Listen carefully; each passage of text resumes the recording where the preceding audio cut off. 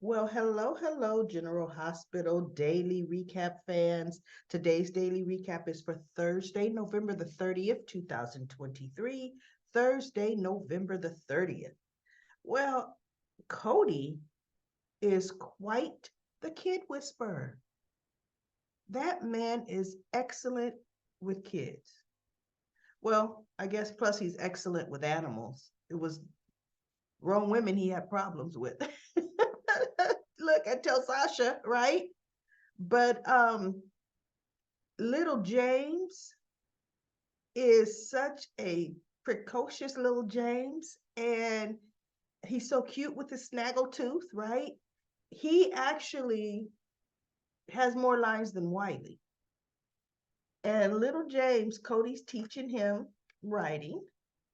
So he came and he picked him up, and Felicia normally would go, I guess, and pick him up at the Quartermains, but Maxie said today she didn't have to. Cody was going to bring him back.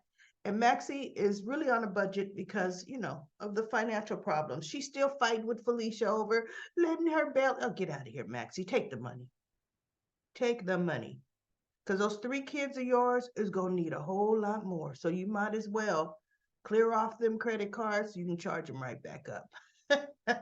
So anyway, um, she couldn't put the desk together. Well, I knew Cody was going to put it together.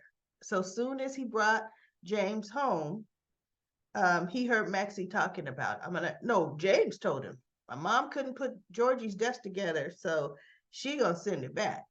And Cody said, no. So James looked at him, he goes, Cody, can you put that desk together?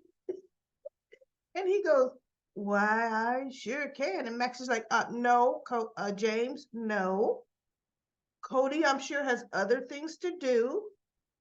He doesn't want to put Georgie's desk together. And so Cody said, you know what? James and I will put it together. So they went in the back room, and of course, we never saw the desk. But anyway, James helped. So I guess he taught him how to put it together. I was going to say follow instructions. That look, no shade on you men, no shade. But usually when it comes to putting stuff together, like furniture, desk, and all of that, a man tends to look at it and say, I know exactly how to do it. A woman takes the instructions. See, we lay out the pieces, right? The instructions say A or one start here, we start there and go all the way till it's done, A to Z. A man looks at it and says, no, I know what piece goes here. I know what screw goes with that. Now, a lot of the times they're right. A lot of the times they're right. Just got a couple pieces left over. And you wonder where, well, wasn't that supposed to go somewhere? No, it looks fine. Gee. But anyway, he taught James to put it together. So little James comes out and says, Cody, I've got another job for us. The kitchen cabinet is sticky. Okay. That needs to be fixed. So Cody goes, and Maxie's like, James. And then he goes, and then when we're done with that, the garage door. Maxie's like, no, James. So Cody fixes the cabinet. And James is like, whew, I am sure glad that's fixed because every time I would go in to sneak candy, mom could hear. And Maxie's like, wait a minute. Is that why you wanted that cabinet fixed? And he just smiled, and Cody kind of smiled and like, oh my goodness. So he goes, okay, Cody, you ready for the garage? And he goes, you know what, little man, your mom is right. I have to get home. Uh, Comet needs to be bedded, and the animals need to be bedded for the night. And so James is like, oh, can't you stay for dinner? And he goes, James, we wouldn't want Comet and the other animals to be uncomfortable tonight, would we? It's a responsibility. I have to go take care of them. He goes, okay. And he goes, I wish you were my brother. Thinking, James, he would actually be your father. He's old enough to be your father, not your brother. Uh, and I'm not surprised if somehow it's gonna be a little triangle with Maxie and Cody, right? Maxie, Cody, and Sasha, which it shouldn't be, but we know Maxie. She hasn't had anybody in a while, and Maxie don't have a problem going after your man, especially if you and your man are taking it slow. But see, that'd be bad for deception business. Maxie better stay hands off of that. So anyway, Sam ends up talking to Christina. Boy, Christina ends up being now the go-to sister for all the talk, all the what's happening in your life, and let me help you out, right? Sam is telling her that she feels there's a change in Drew since he's come back from Pentonville. And Christina actually made sense. She said, Sam, when you came back from Pentonville, there was a change in you. When Michael came back from Pentonville, there was a definite change in him because of what happened to him there. So, of course, there's a change in, he goes, there was even a little change in Spencer when he came back from Pentonville. So, of course, there's a change in Drew. And Sam was kind of like, yeah, I guess you're right there. She said, but my thing is, Scout doesn't want to go. And I don't really want her to go because it wasn't discussed. We're going to be pulling her out mid-year. She likes her routine. She's thriving at the school she's at because Christine was saying how much she loved Woodward, loved that school. And she feels Scout will have a great experience there. She goes, but Christina, you wanted to go there. Scout doesn't want to go. She said yes to her daddy because her daddy was gone and they went through a lot. And this is, she goes, and her daddy's been gone more than once in her life. So she's really trying to make sure she pleases her father. She said, but I'm torn, Christina. Let's see, do I have a picture of Sam and Christina? I don't think I do. I don't think that conversation was, no, it's not. I don't have a picture of that. And actually, I have the wrong pictures up, everybody. My goodness. Let me see if I can add the right pictures. So what happened was she said, oh, no, those are the right ones for the 30th.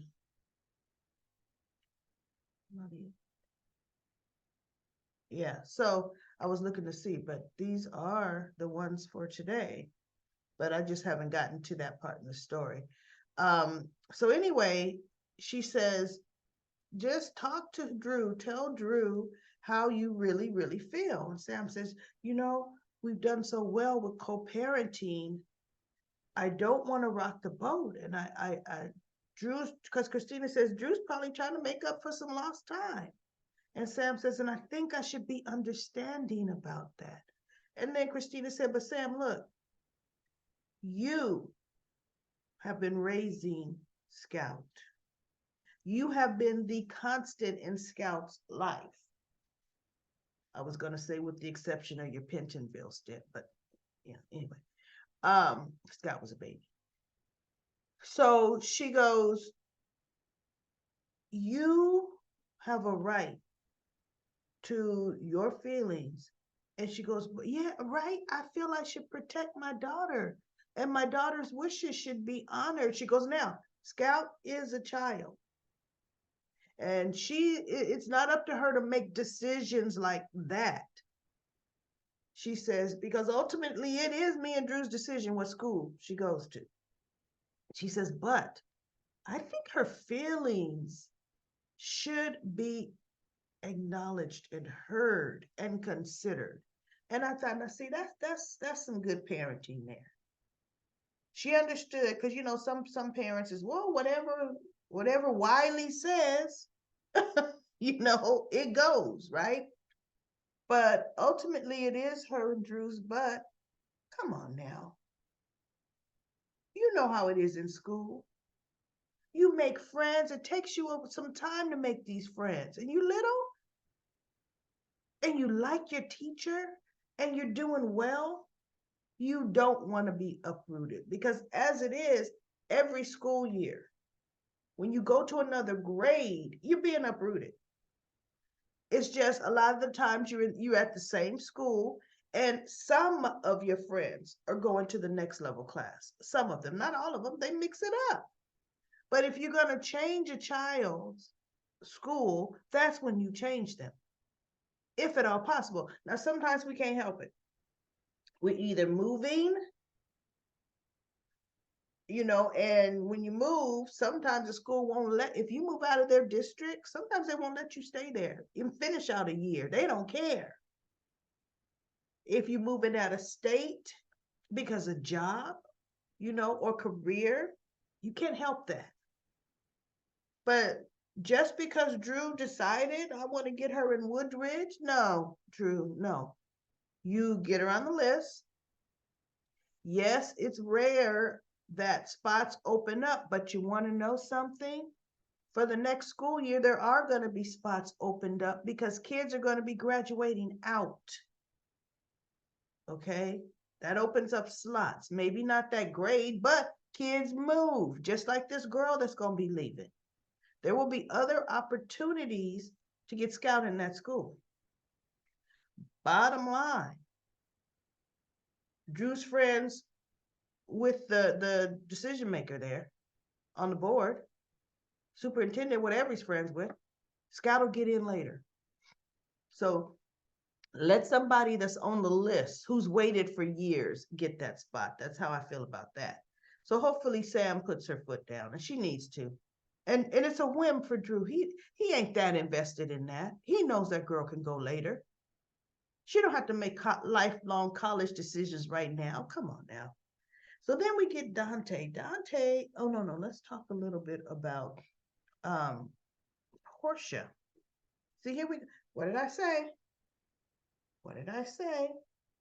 We're gonna have Portia and TJ having heart to hearts. She ran into him again. He was all off in space thinking about did he make the wrong move or say the wrong thing to Molly, which I'm happy he's considerate like that.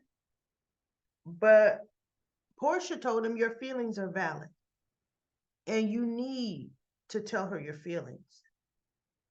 He said, but am I wrong? I just want to wait. I mean, why should we want to go through that trouble again?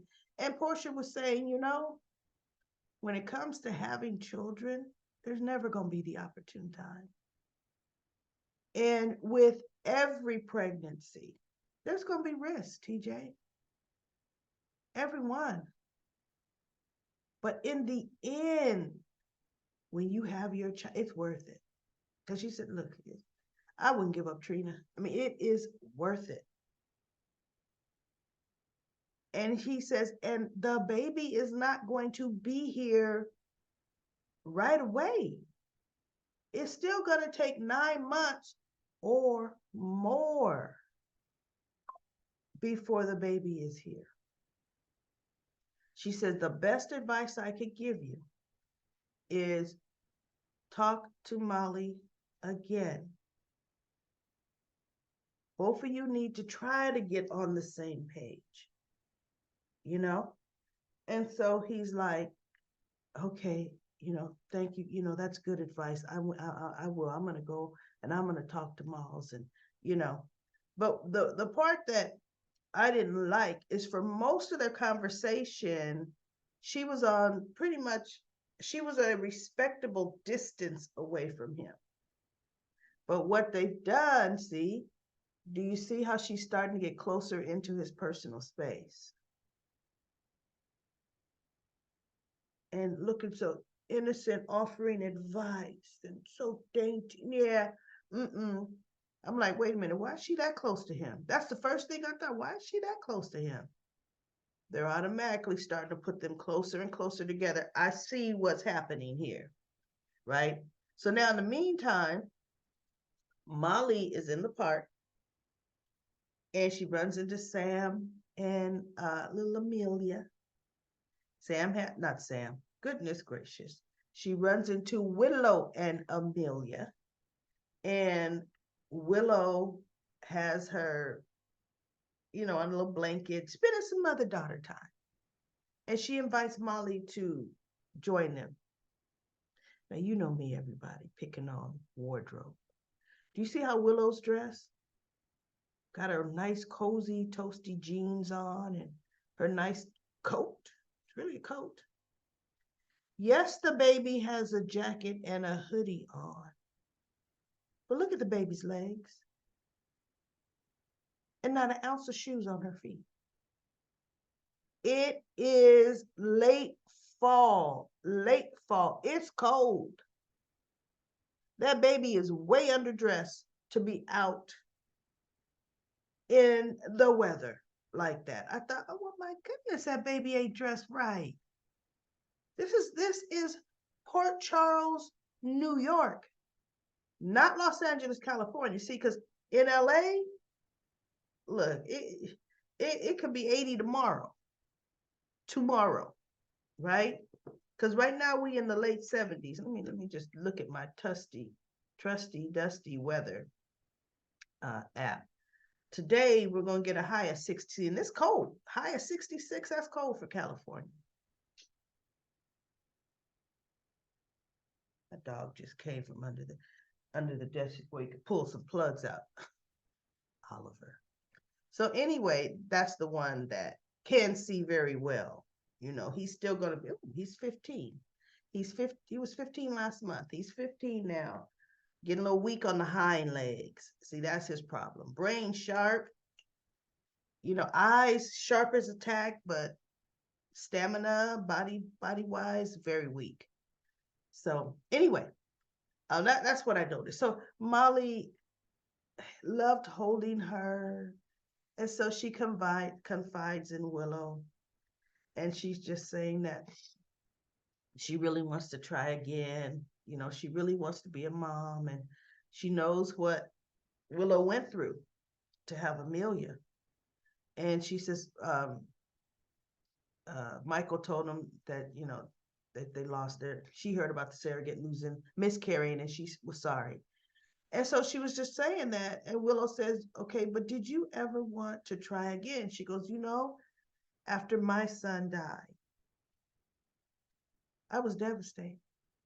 After I found out my son died, she said, but I had Wiley to hold. And it gave me something to move forward and look forward to. It helped. She says, and then when I got pregnant with Amelia, she said, there was no question that I was going to do everything to fight to keep my child alive and bring her into this world. She says, but you want to know something, Molly? The one thing I regret is I did not include Michael in with my decision at all.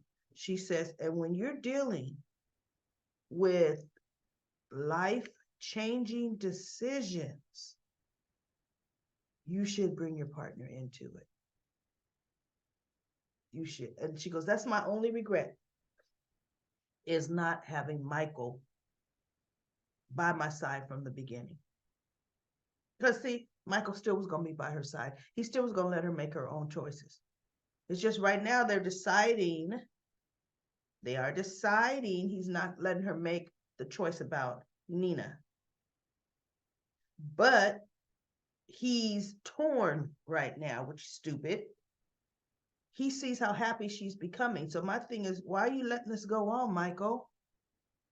You're going to rip the Band-Aid off later? No, you should have ripped it off when there wasn't even any bruised skin under it. Come on now. So anyway, that was just a nice little scene. And we have Sonny called Michael to the Metro Court. He wanted to meet with him and Nina. And he's telling him that, look, I know you're busy for the holidays. I know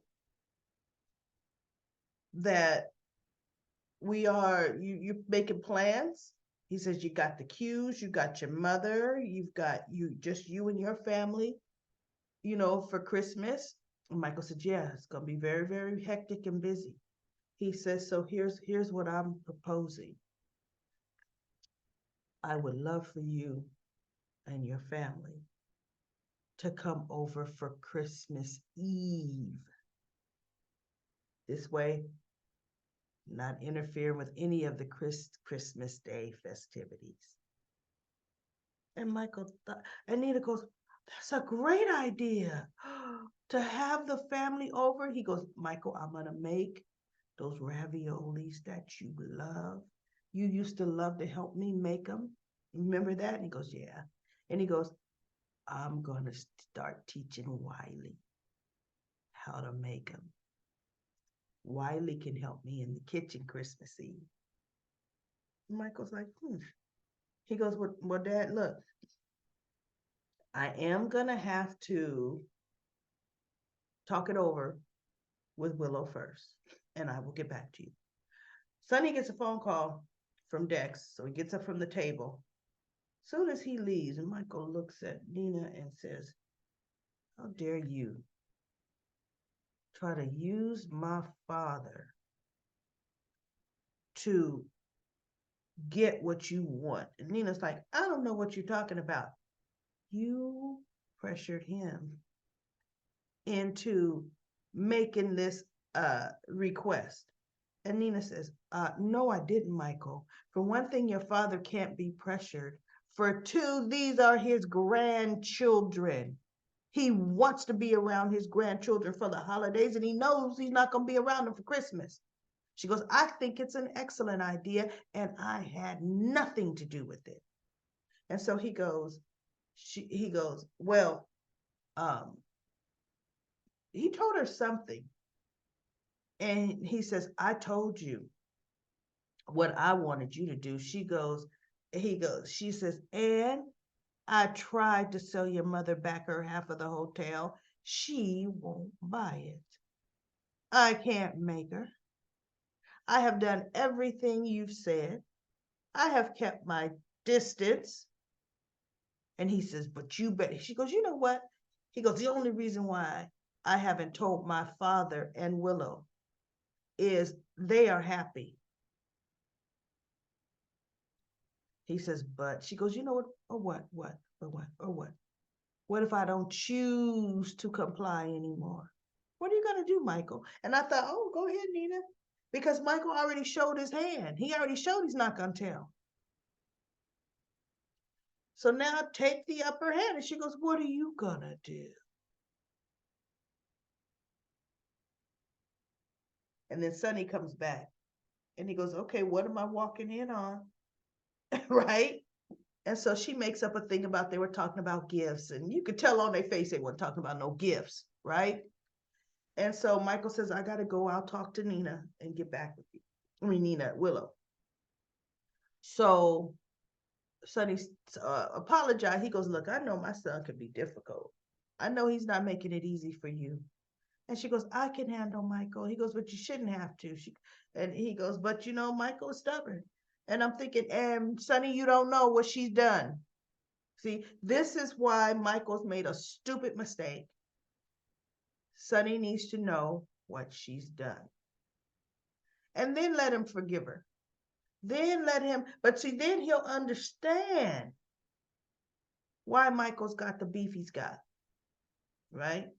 And let Willow make her own choice. Willow be pissed. She won't want nothing to do with her for a minute, but guess what? Little Wiley will get her to change her minds. But at least she will know exactly what Nina is up to, right?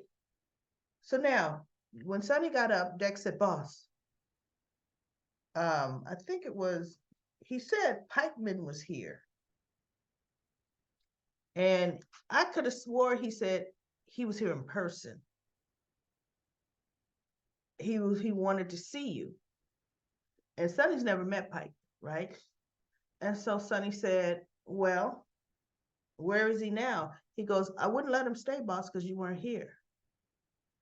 And he says, okay, I'll be at the office, I'll be in a little bit later. So then that's when he goes back and he talks to, looks at Willow and Nina and whatever, and he talks to them. Later, Sonny goes back to the office, to the restaurant for one, to the restaurant for one. And Dex says, yeah, he wants, a deal. He wants to be back in business, boss. So he said to call. Sonny said, yeah, well, whatever. Well, as they're talking, the other guy, the guy that always brings the money, comes in. So, but that's a little bit later. But one thing I didn't tell you about Felicia, as she's watching Cody leave with James talking about, I wish he were my brother, she started thinking about the day they found out the paternity. And she's thinking, I never looked at that envelope, because Max stopped her. He said, Felicia, why do you need to look at it? It's not going to change the results. Cody says it's not, he's not my son. So look, now that Felicia's working at the hospital watch, she's going to somehow see the results of that paternity test. She's going to click, click, click, click. We're going to see how she's going to find out the results. But she is, Miss PI, because let's face it, she was a PI. She was definitely a PI. So, I think that's it. Let me see what else we got. I have, Ava. Ava gets a letter. She goes back to Windermere, and Jeeves talks to her and says, would you like me to make you a martini, miss? She goes, nah, I'm not. Look, she goes and pours herself straight hard stuff. She's like, and Detective Falconeri shows up. And he goes, Stunny told her, look, well, they're going to come question you because everybody knows you had a relationship with Austin. And there he was. So Ava she goes, oh, detective, why are you here? And he goes, I'm here to question you. Austin Gatlin Hope was found dead in Poltuck. And the Poltuck Police Department, we're in cooperation with them, and they have some questions for you. And so she goes, well, she puts her drink down. I must have a clear head. What was interesting, and everybody, how do you feel about it? Why was she acting so stupidly coy? What do you think? That's the last I saw of it. Well, I don't know. Maybe. There's no cameras in the back. I left around. And I'm like, why are you acting like that? I thought she was getting ready to go ask them, do you want to come up to my bedroom to see if there's evidence up there? Because there could be, I mean, she was they had her acting so stupid in that scene. There was, and he goes, you seem to already know. I'm surprised she just didn't say your father told me.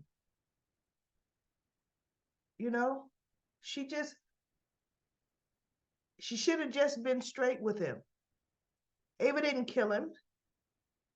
And she told him she was working in the back. He left out the front. But to have to act so stupid, look, the way she was acting, I'm thinking, girl, you killed him. That's how they were making her act. Yeah, I was believing something was, yeah, you're suspicious. So anyway, he leaves and she starts opening up her mail.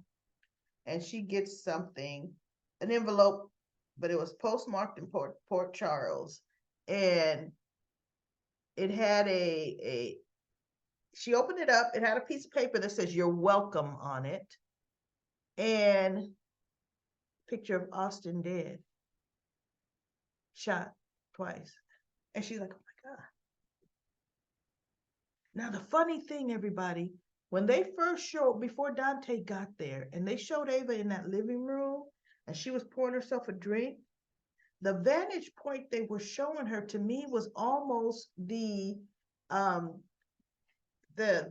catacombs, It was almost like Nicholas was looking at her from behind that wall. Because I thought, who's looking at her like that? And I thought, Nicholas, right? Nicholas might be the one that killed Austin. So, because who else was sending her a note saying, you're welcome? I don't know. So, anyway, she decides, oh, oh my goodness, who's sending me this and why? Because she did not, she didn't do this. So we'll see how that goes. We will just see how that goes. Let's go to Comment Corner, Comment Corner.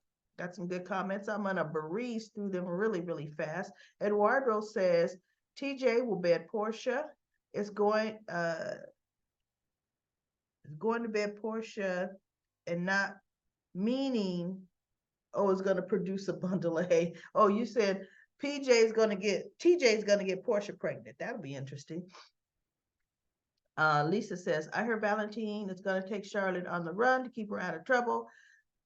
James Patrick Stewart, who is the actor that plays Valentine, he actually has a movie to film. He'll be gone for 6 months. Okay, then that makes sense that he will be on the run with his daughter, or maybe not even on the run. Maybe Kevin is going to recommend her a clinic in Switzerland for a mental health clinic because Charlotte's that girl needs some psychiatric care. So it's probably a psychiatric facility, I would think, that caters to teens in Switzerland and wherever. It's not going to be near. And Valentine is going to go with her. See, he ain't been at ELQ all year. They need to oust him. And Lisa says, oh my God, how does Laura and Alexis not notice Cyrus? They walked around with blinders. They are talking about pivotal things in the restaurant. Cyrus already told her he worked there. Really? I know, Lisa. They should watch what they say in public. Cyrus is really good at getting people to feel sorry for him. Cyrus has had more than a second chance. Isn't it at least number 4 or 5? Lisa also says, if Portia and TJ hook up, I bet she gets pregnant. She will want to abort, but TJ will want to have the baby. Well, that would be crazy if he wants to take Portia's baby and have him and Molly Ray. Ooh, no, that's a messy writing, right? Ooh, no. I'm really getting to where I don't like Molly. She is selfish and doesn't care about TJ's feelings. She moved ahead anyway. She will find she needs TJ to move forward. She doesn't have what she needs to have the baby. I really hope TJ and Portia do not have an affair.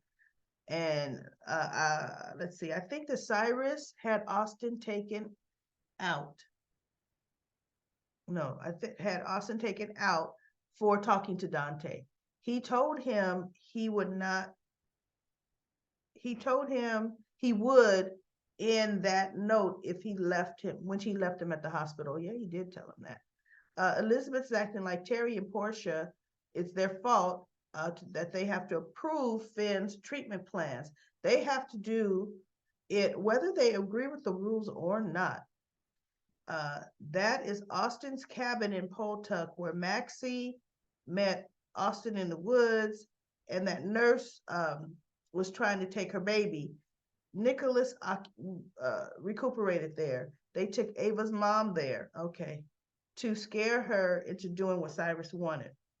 Pete Merle says, I'm assuming that was Austin's house, the place where he nursed Nick back to health. Well, he didn't nurse Nick back to health in Austin's house. Austin oversees that property, remember? That's not his house, but he is the overseer of the property. Lucy says, question, whose house was Austin Gatlin home? I think that was the one that he took everybody to. DL says the best actor to take over the role of Nicholas would be, in my opinion, Paul Anthony Stewart, who plays Danny on The Guiding Light. So I went and I looked up the actor's name and I looked at his picture and I thought, you know what? He does kind of have that Nicholas vibe. I could kind of see that. He looked a little young to me, like he and Spencer would be a little close in age, but you know what? We should see. Because this last Nicholas, he and Spencer look close in age. DL also says November sweeps for all soaps everywhere need to be explosive. Here in Australia, our two soaps had big Novembers, and the same with the soaps in the UK. I am disappointed with GH and YNR in November. Yes, recap lady, I watch US, Australian, and UK soaps. Okay, are you a writer, DL? I work from home, so I watch them while I work. Okay, so you just got their background noise for you, right? You just plug in the wrong center. Well, that was stupid. Oh my goodness, what you doing? No, I agree with you 100%. Young and the Restless and General Hospital were horrible. General Hospital started out really good at the beginning of November. Remember? Oh my goodness, we had some revelations coming. Ned got his memory back, and I mean, just bam, bam, they were doing it. But they fizzed. They fizzled out in the end. Young and the Restless never got started in November. And then they decided to throw in this really stupid, weak storyline with the Newman family. I was so disappointed in that, and I thought, now that's horrible writing. That's almost like something that, remember when the writers were on strike and we had really good sub. I don't know. Young and the Restless never showed they had really good subwriters. Those subwriters stayed pretty much in the slow vein with the Young and the Restless. But it's almost like every writer on the street was occupied so they wouldn't ask the amateur for, we just need a 4-day crisis story written up, right? Come on now. And Kim says, good review. Why would you say Cyrus is going to be shocked? It was Cyrus that killed Austin. You think Cyrus had Austin killed? At this point, I don't know who killed Austin. I was telling you that TJ and Portia pay more weight about TJ and Portia, pay more attention to them. Like I said before, so what Curtis is, it's TJ, not CJ. TJ's uncle. That's not going to mean anything. Watch and see. Drew at too slow. I don't know why Michael listened. Drew acts too slow or something. I don't know why Michael's listening to Drew talking about the same old thing that got him landed in jail. And did you see Yuri? He shocked us with his uncle. That he shocked us use his, that's not his Uncle Pete. Yuri just knew the family. He worked, he did business, he taught Pete's nephew, whatever instrument that was. Yuri's not related to them. And then Lisa says, Molly is so self-centered about herself. She doesn't care how TJ feels with losing his baby. It was not Molly's baby by any blood. I wish Michael would forget his phone at Kelly's and Carly would hear the recording about Nina talking to Drew, about Nina turning in Drew and Carly. Well, if Michael left his phone, for one, at the level of CEO it is, it better be locked. And for two, even if it wasn't locked and Carly picked it up and saw it was Michael's phone, how would she know to go into the recording section of his phone and listen to the microphone? She just would not know. Michael would have to be sitting there listening to it aloud and then puts his phone down unlocked for her to hear that, or for her to walk up while he's listening to it, which would be the stupidest thing on the planet. Everyone wanted Yuri in a story, but now that he's in one helping Gloria with the Russian mob, they don't want him in that story. Who said that? I'm confused. Does anyone want him in a story or not? Or does everyone want him in a story? No, I mean, are you reading some other comment somewhere? Because I definitely like Yuri in this scene. They're starting to give Yuri some depth. And I would like to see Yuri actually go work for Sunny. I really would. I think that'd be a very good match. If you could work for Valentine, you could work for Sunny. And then Sandy says, I love Yuri. He needs a storyline. Ron says, Yuri, the bodyguard, cook, mob connections. They need to give him more lines or hook him up with Sunny. Exactly. Dante knows Mason is lying. He's baiting him. Tom says Nicholas killed Austin. That could be. Sabrina says, Hi, Daily Recap Lady. Great review. So the whole Gloria storyline was to let us know that Yuri played an instrument. No, that was crazy. I just can't. The writers once again have rewritten history.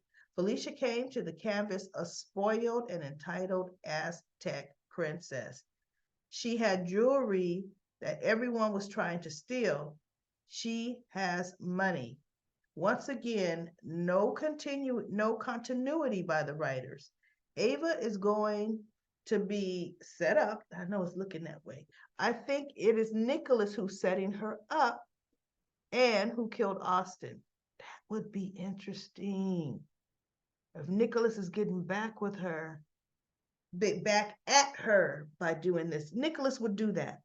I am thinking they're going to find something of Ava's near the body, which Nicholas could have gone to Windermere through the tunnels and got. I know, Sabrina, I think you're onto something. I'm really into the. I'm really not into the Finn malpractice suit. I don't think anybody's into that. Why are the writers? Why writers? Why with all the open storylines? You always have open. The money that Sasha told Sonny to give away, she should have told him to split between Maxie and Lucy, or taken it and split it between Maxie and Lucy, right? But no, I'd have kept that. Forget that. I kept that myself. Sandy says, "Hi, Sabrina. Uh, you are so right on. These writers have come back with the same old bull. Whoop, whoop, hey, Sandy. I'm glad you put dot dot dot."